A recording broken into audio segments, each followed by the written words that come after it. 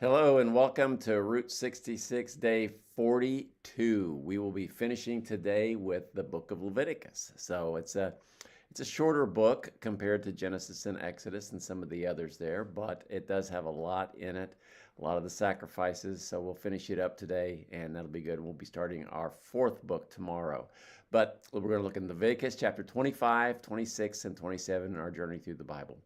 Leviticus chapter 25 deals with the Sabbath year. This is kind of interesting what they would do, the Sabbath year and also the year of Jubilee.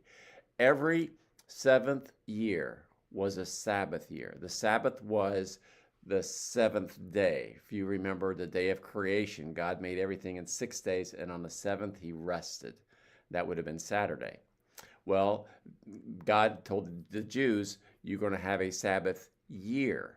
And so on that seventh year, you let the land rest. No planting, no harvesting. And then every 50th year, or every 7/7, the next year, so 7 times 7 is 49, the following year, it was a year of Jubilee. Slaves were free, debts were forgiven, land was returned to its original owner. It was a big celebration. And God reminded the Jews that the land belonged to God, not them, and he controlled it. So every 7 years, give it a rest. Every 50th year, on the 50th year, again, the land goes back to the original owners. Lesson of this one, trust God as he provides. He will provide. The Jews had to trust that God was going to provide in the 7th year and in the 50th year. And so that's a key, is the Israelites had to trust that God would take care of them during that time. Even when we don't see how things are going to work out, God will still take care of us. Like when you take time that you could have used for yourself and you help somebody else out, God always blesses your kindness. So that's Leviticus chapter 25. Leviticus chapter 26 deals with blessings and cursings. The good things happen and bad things happen. God promises blessings for obedience, and he promises cursings for disobedience. Blessings, peace, good harvest, his presence would be there. But if they disobeyed, famine, defeat by the enemies. They would be eventually exiled if they turned against him. God, however, expressed in Leviticus 26 his mercy. If they repented, he would forgive them and restore them. And the lesson of that chapter, chapter 26, is if you obey God, he will bless you.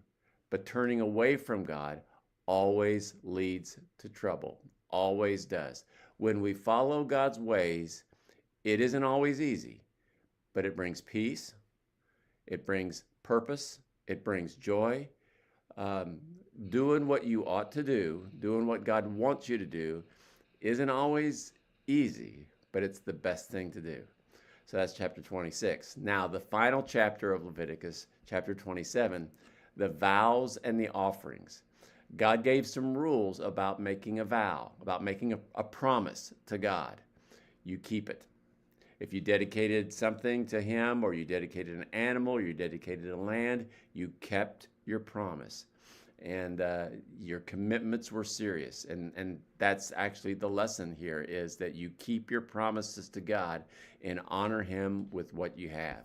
That's an important thing, being honest and follow through on your commitments, whether it's to God or whether it's to people. In the New Testament, Jesus recognized that some people, they kept their commitment to God, but they didn't commit their commitment to one another. And we're supposed to keep our commitments no matter what.